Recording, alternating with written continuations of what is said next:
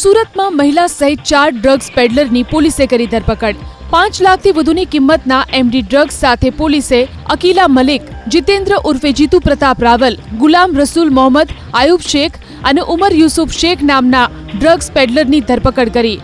Police તપાસમાં ઝડપાયેલ મહિલા આરોપી મહિલા અકીલા મલિકનો પતિ, સાસુ અને તેના પરિવારના અન્ય સભ્યો પણ ડ્રગ્સના વેપારમાં સંડોવાયેલા છે।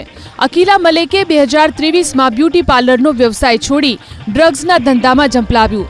અગાઉ પણ અકીલા અને તેનો પતિ ડ્રગ્સના જથ્થા સાથે વેસુ અને રાંદેર પોલીસના હાથે ઝડપાઈ ચૂક્યા છે। મુંબઈથી સપ્લાય થતો ડ્રગ્સના જથ્થાની ડિલિવરી અકીલા મેળવતી હતી અને બાદમાં તેને પોતાના અન્ય સાગરીતોને સપ્લાય કરતી હતી।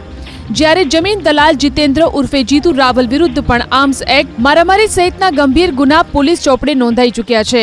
પોલીસે હાલ તો આરોપીઓ પાસેથી 8 મોબાઈલ, રોકડ અને ડ્રગ્સ સહિત કુલ 6.54 લાખથી વધુનો મુદ્દામાલ જપ્ત કરી વધુ કાર્યવાહી હાથ ધરી।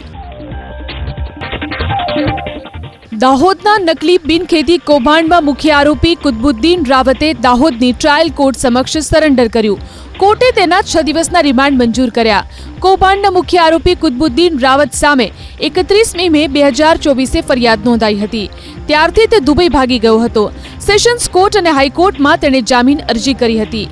બંને કોર્ટે જામીન નામંજૂર કરતા સુપ્રીમ કોર્ટના શરણે પણ ગયો હતો, પરંતુ સુપ્રીમ કોર્ટે પણ આગોતરા જામીન અરજી રદ કરતા અંતે તેની ધરપકડ કરાઈ।